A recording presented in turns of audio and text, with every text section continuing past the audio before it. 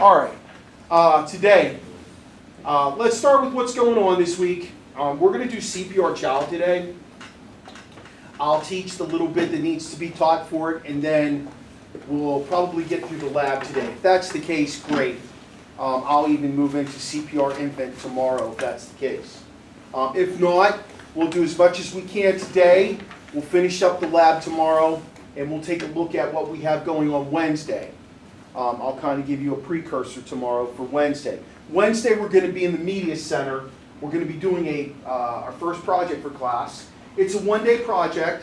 It's a history flyer on the American Red Cross. I have a series of questions you just need to answer. You can Google the information. Most likely it takes you right to the American Red Cross webpage, and you can find all the information out. But I kind of feel like it's really important for you to understand, since you get certified through them, to understand the American Red Cross, who started it, when they started it, why they started it, where they help people out, why they help people out, things of that nature. Because it is a worldwide organization. Ours is called the American Red Cross, but they have it in other places around the world. So I think it's important that you get some knowledge about them. And I used to have you write a paper and all kind of stuff, and I thought, would I want to do that? I always look at all the stuff that I have you guys do, and I decide, would I want to do that when I was 16? And I think a better thing to do is have you create a flyer. So I made a template. You'll be able to use the template if you want. Otherwise, you can create the flyer however you'd like on your own. And you'll submit it back to me through Classroom. So that's what we have going on Wednesday.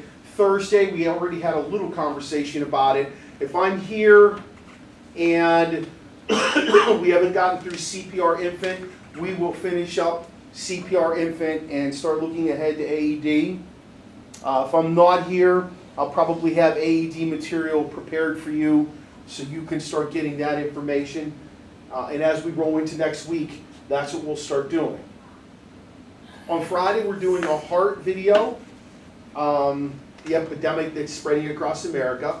I think I talked a little bit about, maybe I talked in this class, might have been the other classes, but, younger people like yourselves are getting out and running around and exercising less and less. Not particularly you guys, but in general, in general, people exercise less and less, the younger generation. You've got technology in front of your face a lot.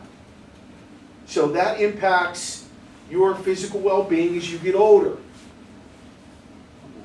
And that's what causes a lot of heart disease for young people. So this video is pretty good. And, there are 5 takeaways you'll get from it, and you'll record those, and I'll give you credit for doing those. So that's where we're headed with the rest of the week. In terms of the nuts and bolts, current event group is purple for this week. And the purple group consists of, let me see, Alex Keller, Logan, Sugar Ray, Devashri, and that's it. That's a smaller group. I mean, we only have 16 in here now. So that's where we are with that. So our objective today that I intend to reach is to be able to list the signs of a child in cardiac arrest and describe steps for child CPR. Okay? I asked you to use your packet to do the warm-up to start the day. Pretty simple. It's just put the steps for giving adult CPR in the correct order. This is what we did last Friday. What's the first thing you should be doing based on those steps that are on that page? Go ahead. Check the scene. Definitely. Check the scene, see if it's safe. And the second one then, Jacqueline? Check the person, yes. Prenette? Call 911. So we've checked, we've called, and now it's time to start caring. Devashri? Oh, we can't get to that yet. Yes, yes. Head tilt, chin lift, look, listen, and feel for 10 seconds. After we've decided that the person has no heartbeat, there's no breathing, then what? Yeah, but on your page, what do you have? Give 30 chest compressions. 30 chest compressions. And we go with adult from chest compressions to what, Ray?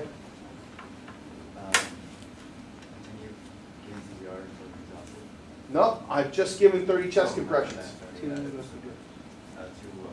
Two rescue breaths, yeah. And then obviously number 7 is continue giving CPR until one of these following things happen. You're too exhausted to continue. Person shows signs of life, Lorenzo. EMTs arrive, the scene becomes unsafe, or the AED arrives. In which case you start using that AED. So if the scene like it's not safe anymore, you have to drag the person out. It depends. Like if it's dangerous for you to drag them out of there, you got to make a decision. So you don't kill the person? Well, they're already dying. I mean, I hate to sound cruel, but look at it from this perspective. If you can get that person 100% surefire, get them out of that scene, and know that you'll be safe getting them out of that scene, okay. If you have to drag them, and it's going to cause you more danger in getting away from there, you have to look at it from that perspective. You know, remember, we want to be safe. That's why we check the scene first to start with. Any questions about that little warm-up?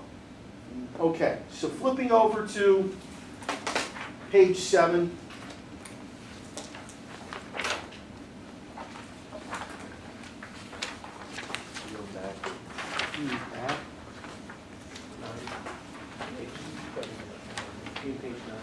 Oh, I'm sorry. Click page 9. Oh. Yeah, duh. Sorry, my bad. I do have a little video to start with. This one's pretty good. This is about a middle school girl who actually has a heart arrhythmia. A heart arrhythmia is a lot like angina, where you've got something going erratic with your heart. It gets diagnosed and it's cared for, but initially you don't have any idea what's going on. We're back at 8:09 with what could have been a tragic situation that actually turned into a happy ending for a middle school student. NBC's Lilia Luciano has details on this. Lilia, good morning. Good morning to you, Matt. What happened to 12-year-old Kylie Shea isn't something most parents would think was even possible. Walking the halls of her school, she suddenly collapsed. And without the quick thinking of 2 teachers and a life-saving device, she might not be here today.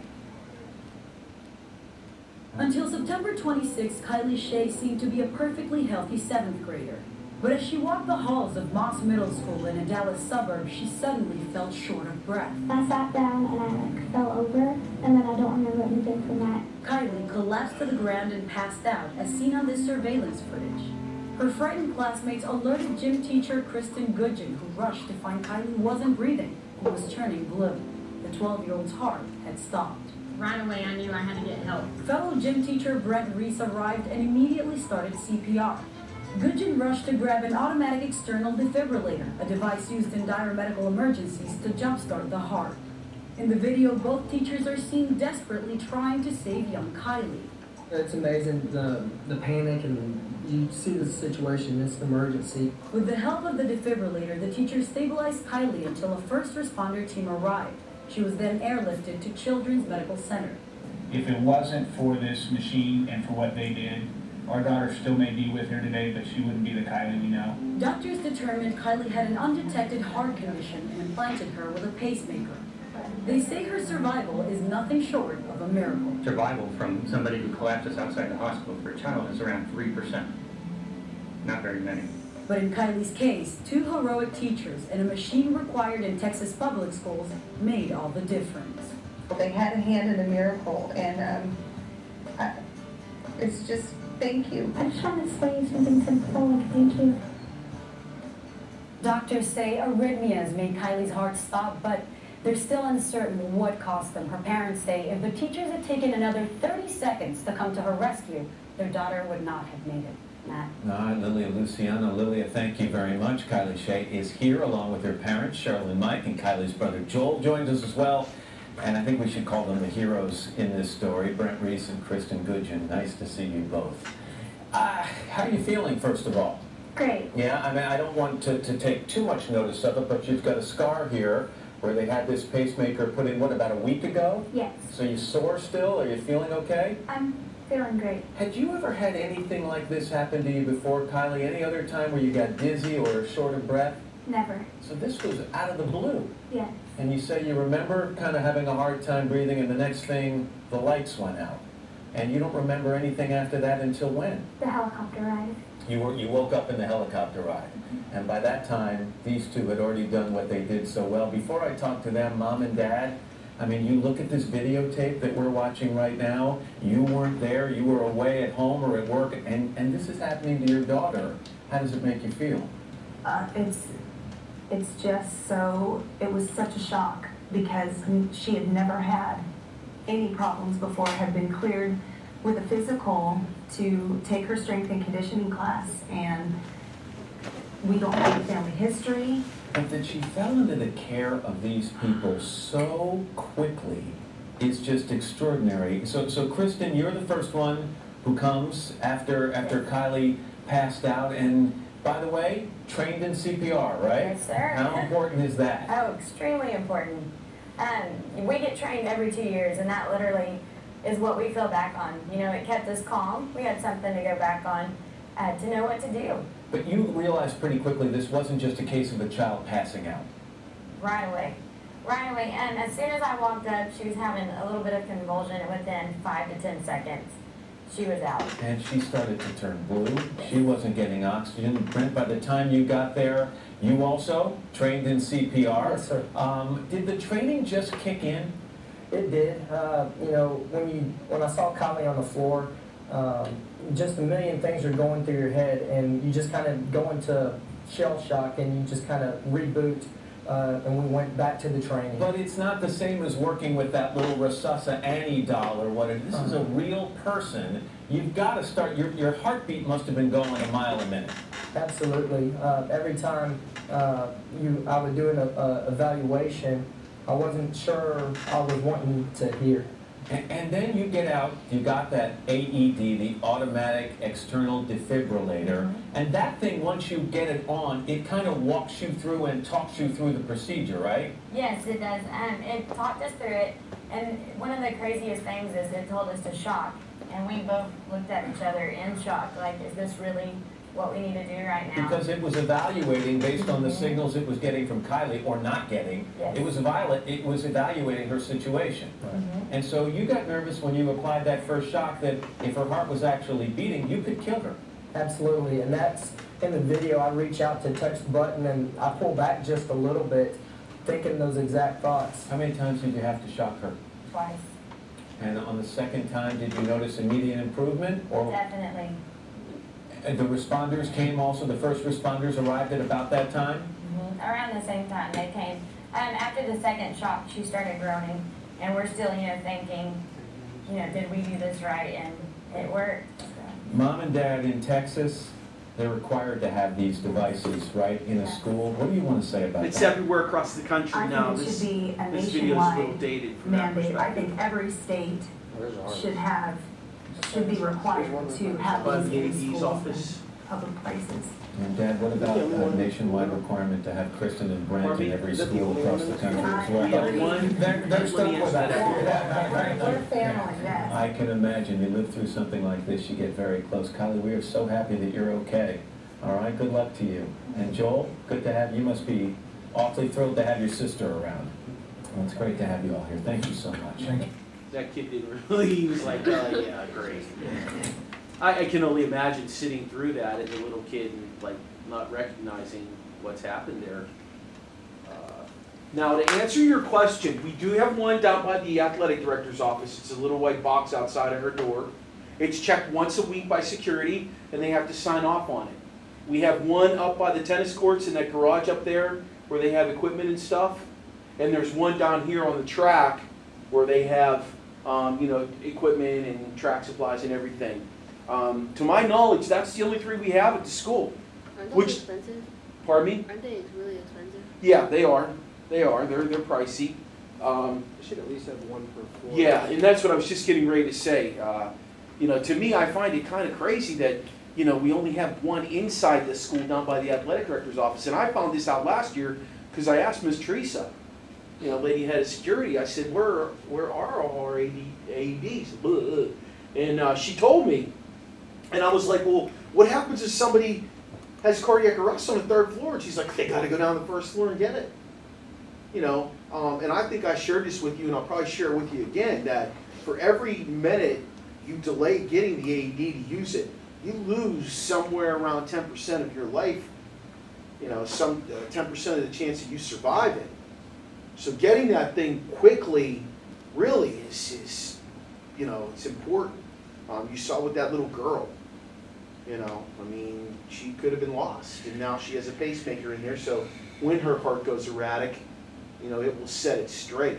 And it's just, you know, I've had kids come through class who have pacemakers, and they're just little quarter-size, nickel-size devices that are implanted above the heart that help to keep the beat of the heart going normal. Any other questions about that? Okay, great. Let's go ahead and move into the teaching aspect of the day. Like I said, top of page 9. The first thing, top of page 9 says, when determining whether CPR is necessary for a child or an infant, keep in mind that it's potentially a respiratory emergency that's turned to a cardiac emergency. You even heard Matt Lauer say when he was talking to that girl that it had turned from respiratory to cardiac. She started turning blue, she wasn't breathing. You know, I thought it was also kind of funny, he referred to resuscitate Annie. Did you hear him drop that word there? When I was growing up, the mannequins that we used were a full-size body with arms and everything, and it was called a resuscitate Annie doll. So it just shows you like how out of touch people can become with this stuff. But you know, like I said, children, infants, they don't initially suffer cardiac emergency. It's usually respiratory that leads to cardiac. 3 common causes: airway and breathing issues, trauma, and congenital conditions. So a congenital condition would be something you're born with, that they know about, that you're treated for. You know, that's why when we talk about some of the call first stuff, if you remember back to call first, care first, you're by yourself, you don't have a phone in your hand, but you can get to a phone. You know, a child or an infant with a known heart condition, or a child or an infant who somebody has seen pass out. Okay, that's where that congenital condition piece of it comes in at. All right. If we go down a little further, let's go down and look at depths of compressions in our notes about how far down into the chest of an adult should you go with the compression. About 2.5. That's right, 2.5 inches. And with a child, 2 inches, and then with an infant, 1.5. Now, when we do our hands-on testing out, we use these mannequins to do adult and child, and then we obviously have the babies that we'll use for infant. You know, but handling infant, and that's why I'm going to come back to some of the notes in here. Handling an infant is a little different because you don't give a compression with your full hand. You use fingers to do that. Otherwise, you crush an infant's chest. What do we specify for with an infant and small weights? We're going to go back to that. That's what I just said. If you look at the next question down under depths of compressions, it says you should be able to complete how many compressions per minute? Lorenzo, about how many should you be able to do? 100. 100, exactly. Good. Yep, absolutely. Absolutely. And as you get more proficient in doing it, you will be able to do 100. Okay, so let me go back to my video that I have. I actually need to go up front and do this. I've already set the video up because it plays under child and adult. Okay, so this is child.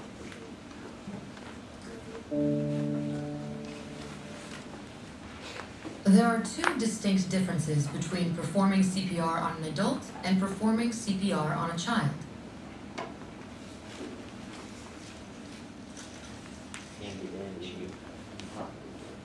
After checking for breathing, give 2 rescue breaths.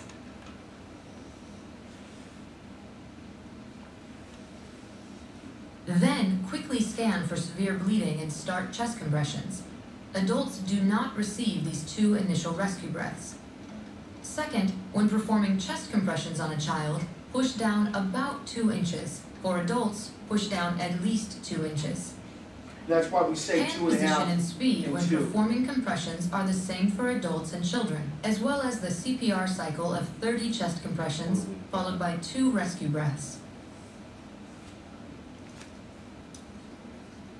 1, 2, 3, 4, 5, 6, 7, 8, 9, 10, 11,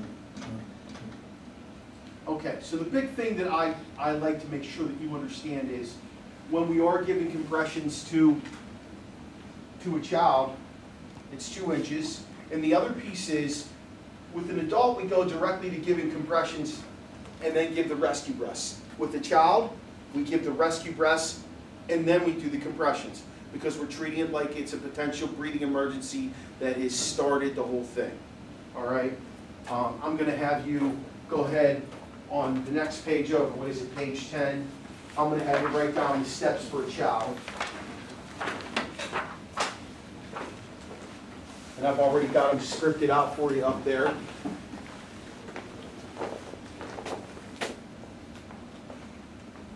Hassan, what's your head? Okay, you're good. Yep.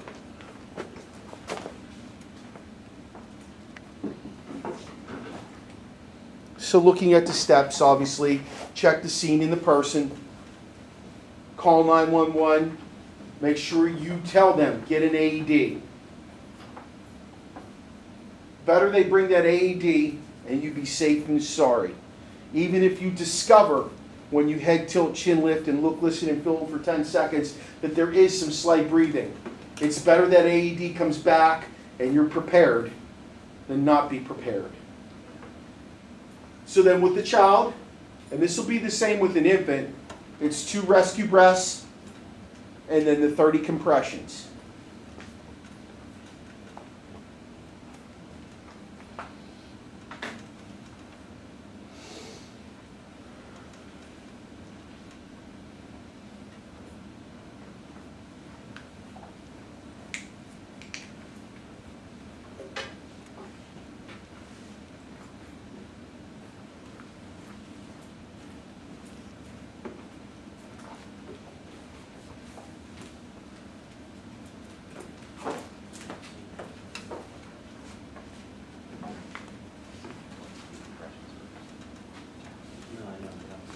All right, let's talk about when you would stop giving care, because back at the bottom of page 9, I have some lines available for you for when you would stop giving care.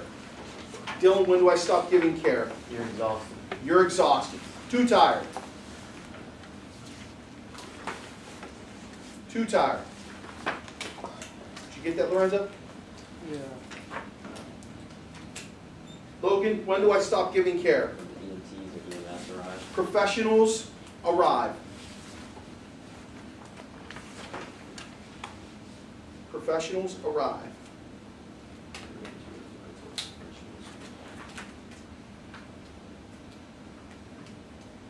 When else might I stop giving care?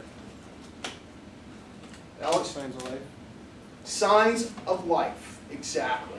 Signs of life. In that video, the lady said that she started like moving.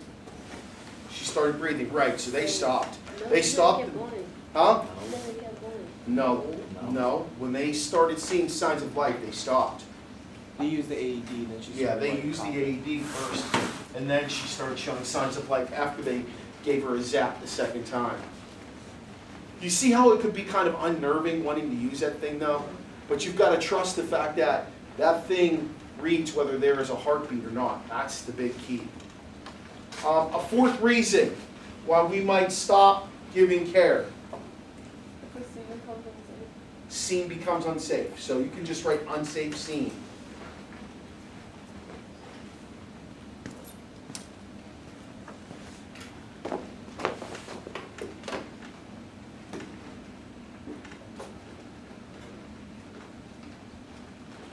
And the last reason,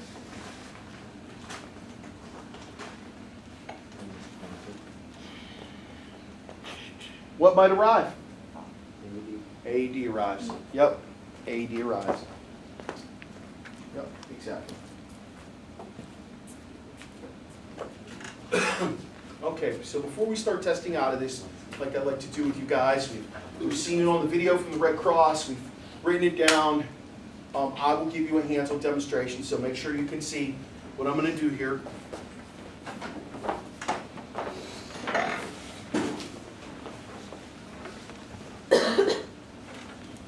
Alright, so I'll start you out with the first prompt being, the scene is safe, you find the child.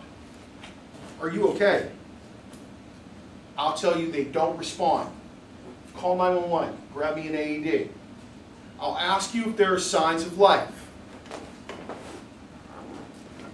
1, 2, 3, 4, 5, 6, 7, 8, 9, 10. I'll tell you there are no signs of life. Since it's a child, we give those breaths first. Pinch the nose, head tilt, chin lift.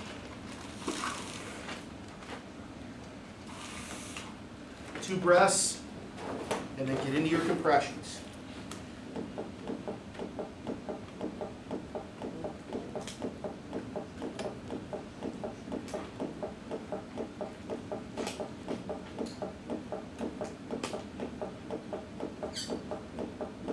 Okay? 2 minutes worth of CPR, just like we did the other day. I'll put you on the clock. When the last person gives their first breath, I start the clock. We'll give 2 minutes of CPR, and I'll let you know when it's over. All right? Any questions? Any questions? Yeah. I mean, it says it'll only go down like 2 inches or whatever, but it's kind of hard to tell. And that's fine. Yep, I get it. That's why I said don't pay any attention to the lights on these things. Okay. Because it's hard for me to gauge everybody differently. I have people with different strengths at this age.